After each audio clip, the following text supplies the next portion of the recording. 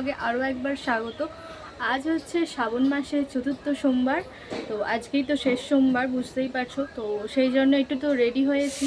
তো ঠাকুর ঘরে কিন্তু সব কিছু আমি রেডি করে নিয়েছি, আর সকাল সকাল স্নান টান করে নিয়েছি। তো ভাবলাম আজকে একটু যেহেতু স্পেশাল দিন, তো একটু ভালোভাবে সাজাই যাক। তো তাই একটু নর্মাল একটু সেজেছি। তো কেমন লাগছে অবশ্যই বলবে। আর ওদিকে বোনকে বললাম তুই শিব ঠাকুরটাকে একটু খুব সুন্দর করে সাজিয়ে দে, ও রং টং করছে। তো তোমাদেরকে তো ফাইনাল লুকটা দেখাবো, আর কতটা কি জোগাড় করেছি চলো তোমরা তো দেখতেই পাবে। আর চলো আজকের ব্লগটা তোমরা তাহলে দেখো, আশা করছি ভালোই লাগবে। তাই বনু তো রেডি করছে, চলো তোমাদেরকে দেখাই শিব ঠাকুরকে কত সুন্দর লাগছে, তোমাদেরকে দেখা। চলো এখন ঠাকুর ঘরে চলে এসেছি, আর এখন বসে পড়েছি পুজোতেই। তো এখানে বনু খুব সুন্দর করে শিব ঠাকুরকে সাজিয়ে দিয়েছে। তো এখন তো স্নান টান কিছু অভিষেক আরে কিছু করা হয়নি, তো স্নান করাবো, মালা পরাবো। তো তোমরা তো সম্পূর্ণ ব্লগটা দেখো, তোমরা সব কিছুই বুঝতে পারবে। তো আমি তো বলে দেবো, ভয়েসেই বলবো যে কখন কি দিতে হয়, তোমরা তো অবশ্যই দেখতেই পাবে। তো এখানে দেখো খুব সুন্দর করে শিব ঠাকুরকে সাজিয়ে দিয়েছে, কি ভালো লাগছে না? দেখো খুব সুন্দর করেছে না? আর শিব ঠাকুরের সেই তোমাদেরকে তো একটু আগে দেখালাম, তো গাগুলো না এসে রঙগুলো উঠে যাচ্ছিলো, তো কালো রং দিয়ে ফেব্রিক কালার দিয়ে তো বনু রং করে দিয়েছে। তো এখন মোটামুটি 6-7 মাস তো আর রং দিতেই হবে না, আর খুব সুন্দর করে দিয়েছে, বেশ ভালো লাগছে না? চলো শিব ঠাকুরকে এবার স্নান করাবো, স্নান করানোই তোমাদেরকে দেখাই। তো চলো তোমাদেরকে স্নান করানোটা আগে দেখাই। আমি কি কি নিয়েছি তোমাদেরকে একবার প্রথম থেকে বলে দিই। তো এর মধ্যে আছে টক দই, আর এখানে আমি ধূপটা রেডি করে নিয়েছি। আর এই দিকে আছে, দাঁড়াও দেখাই, তো এদিকে নিয়েছি কলকে ফুল, একটু ওই নিয়েছি পইতে। আর এটা কলকে আছে, মাটির কলকে, এটা দিতে হয়। আর এটা এই যে কাঁটা ফল নিয়েছি। আর এর মধ্যে আছে দুধ আছে, গঙ্গা জল আছে, এটা হচ্ছে যে কেশর চন্দন আছে, ঘি আছে, মধু আছে। তো এই প্লেটটা এরকমভাবে রেডি করেছি।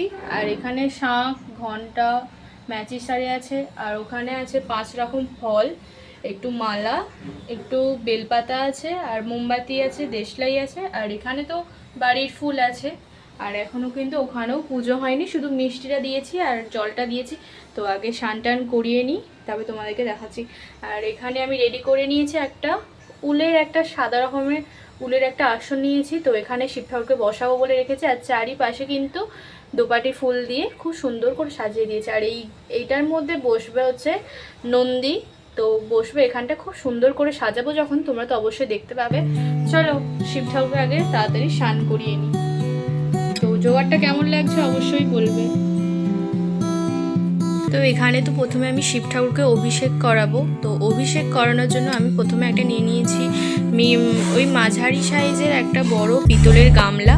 তো এখান থেকে আমি নিয়ে নিলাম ওই থালা থেকে ওই কেশর চন্দন হলুদটা নিয়ে নিলাম। প্রথমে একটা ওই ছোট্ট মতো থালার মধ্যে কেশর চন্দন হলুদটা ভালো করে জল দিয়ে একটু করে নিলাম, মানে যাতে গলে যায় কেশর চন্দনটা। তারপরে এই গামলায় যেখানে মাঝখানটা আছে ওখানটাতে না একটা খুব সুন্দর করে ওম চিহ্ন বলে লিখে দেবো, মানে ওম চিহ্নটা একটা করে দেবো।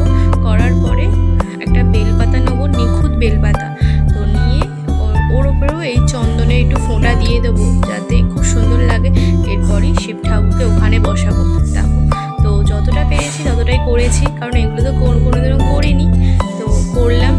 আর দেখো খুব সুন্দর একটা বেলপাতা নিয়েছি, তো বেলপাতাটাও ওখানে বসিয়ে দিলাম ওম চিহ্নের উপরে। এরপরেই শিব ঠাকুরকে বসিয়ে দেবো। দেখো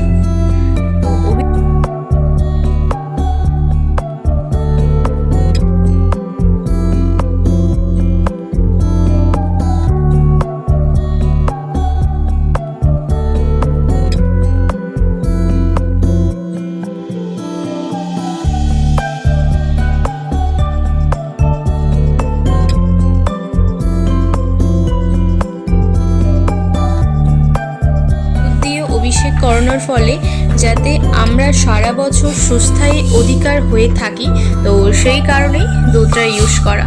তো তারপরে দিয়ে দিলাম একটু পরিষ্কার গঙ্গা জল। তো গঙ্গা জলের পরেই আমি আবার একটু দিয়ে দিচ্ছি টক দই। তো তোমরা এই 5টা উপকরণকে একটা ছোট্ট মতো ঘটের মধ্যেও একসঙ্গে করতে পারো, পারো, আমি এখানে আলাদা আলাদা করছি। তো দ্বিতীয়বার যখন করব তখন সমস্ত উপকরণগুলো দেবো। তো ওই দই দেওয়ার কারণ হলো, দই দেওয়ার ফলে সমৃদ্ধি ও প্রাচুর্য লাভের আশাতেই দেওয়া হচ্ছে দই। আর তারপরে আমি আবার একটু ওই গঙ্গা জল দিয়েই ভালো করে অভিষেক করে নিলাম।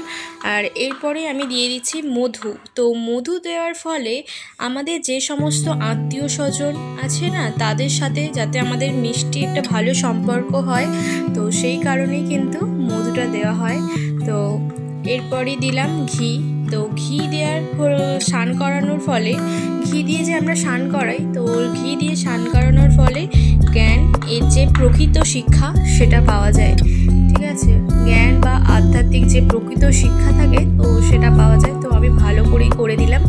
তো এরপরে আমি আবারও দিয়ে দেবো একটু গঙ্গা জল। তো গঙ্গা জলটা আমি কিন্তু প্রত্যেকবারই ইউজ করছি, তো যাতে খুব সুন্দরভাবে পরিষ্কার থাকে।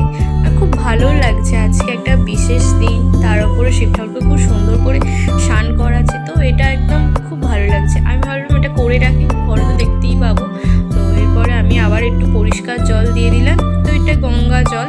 তো রিসেন্ট আনা হয়েছে, যখন আমাদের ওই দোকান পুজো হচ্ছিল, তো তখনই আনা হয়েছে। 2 বোতল করে আনা থাকে, যখন ইচ্ছা হয় তখনই দেওয়া হয়। এরপরে আমি আবার দিয়ে দেবো ওই গঙ্গা জল, মানে একটু ওই যেইগুলো নিয়েছিলাম, তো সেইগুলোই আবার ঢেলে দেবো। তো একটু আমি ওই জলের মধ্যে একটু দিয়ে দিলাম ওই গাঁদা ফুলের পাপড়ি, আর শিব ঠাকুরের মাথায় এবারে দিয়েছি বেলপাতা।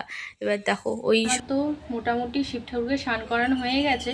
এরপরে আমি গঙ্গা জল দিয়ে ভালো করে পরিষ্কার করে নেবো।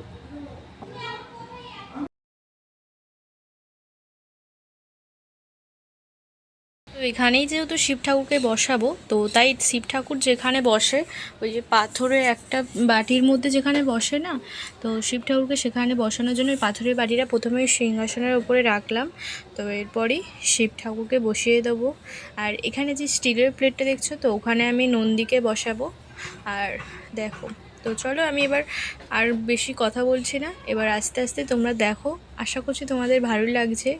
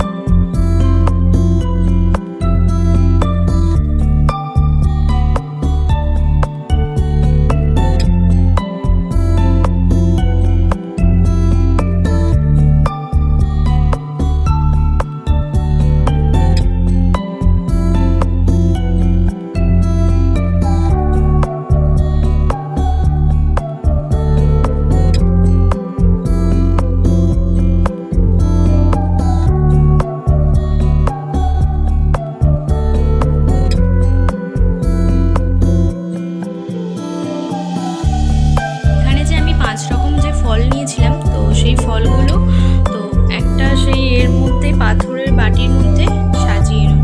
তো এখানে এই দেখো, প্রথমে বেদানা দিয়ে দিলাম, তারপরে আপেল, তারপরে দিয়ে দিচ্ছে ওই কি ওটাকে নাশপাতি আর শসা, আর এদিকে একটা লেবু।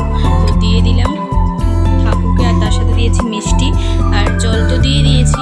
তো এখানে আমি এরপরই কিন্তু ধূপ আর মোমবাতি জ্বালিয়ে নেবো। খুব সুন্দর করেই দেখেছো, মোটামুটি যতটা পেরেছি তো সাজিয়েছি। তো ঘরোয়াভাবে আজকের এই সুন্দর দিনটা সেলিব্রেট করলাম। তো প্রথমে সোমবারটা তো কেটেছিল আমাদের এইখানে ছাদ ঢালাই দিয়ে, আর শেষ সোমবারটা ঠিক এরকমভাবেই করলাম। তো তোমার কেমন লাগলো অবশ্যই আমাকে বলবে কিন্তু কমেন্টে। তো ঘরোয়াভাবে খুব সিম্পল তো পুজো করলাম। আর এখন আমি এই যে মোমবাতি আর ধূপ জ্বালিয়ে নিচ্ছি।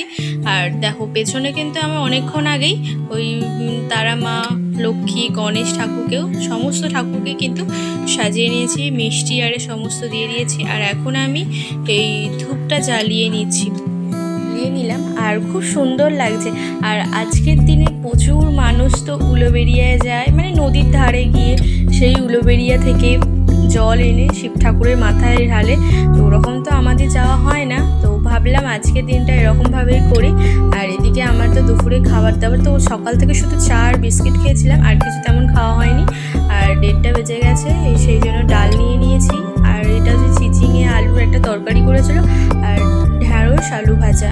তো এটা দিয়ে খেয়ে নিই, আর দই আছে। তো আমি একটু বিকালবেলার টাইমে একটু আমাদের এই সামনেই মোড়ের দিকে এসেছিলাম। আর দেখো খুব সুন্দর করে বাঁকে করে কি সুন্দর নিয়ে যাচ্ছে জল। আর প্রচুর লোক, কালকে কিন্তু প্রচুর গেছে এখান থেকে। তো তোমাদেরকে দাঁড়াও, আর একটা আসছে খুব সুন্দর, তো সেটা বাঁকটা খুব সুন্দর করে সাজিয়েছে। আর এইগুলো বেশিরভাগ ওই রাত্রির দিক হলে খুব ভালো লাগে, কারণ লাইট আরে জ্বললে তো খুব ভালো লাগে। দেখো খুব সুন্দর লাগছে না? দেখো শিব ঠাকুর উপরে আছে, একটা পাহাড় করে দিয়েছে আর খুব সুন্দর করে নিয়ে যাচ্ছে। দেখো এর মধ্যেই আছে জল। আর এদিকেও প্রচুর লোক যাচ্ছে আস্তে আস্তে। তো তোমাদেরকে দাঁড়াও, সন্ধ্যা হয়ে যায় একটু পরেই দেখাচ্ছি। কত সুন্দর একটা লাইটিং দেখাবো, খুব সুন্দর লাগবে। সেই বাঁকটাও খুব সুন্দর সেজেছে। আর এখানে দেখো অনেকেই সব কাঁধে করে নিয়ে যাচ্ছে, পুরো সেই উলুবেড়িয়া থেকে হেঁটে হেঁটে আসছে খালি পায়ে। দেখো খুব কষ্টের কিন্তু, আর এটাও বেশ সুন্দর লাগছে। দেখো ময়ূরের পালক দিয়ে আর বড় বড় সেই বাঁকের ঘুমুর দিয়ে সাজিয়ে, তো কলসির মধ্যেও অনেকে জল নিয়ে যাচ্ছে শিব ঠাকুরকে দেওয়ার জন্য। এই ব্লগটা তাহলে আমি আর বেশি বাড়াচ্ছি না। তো তোমাদের যদি ভালো লাগে অবশ্যই লাইক, কমেন্ট, শেয়ার করো।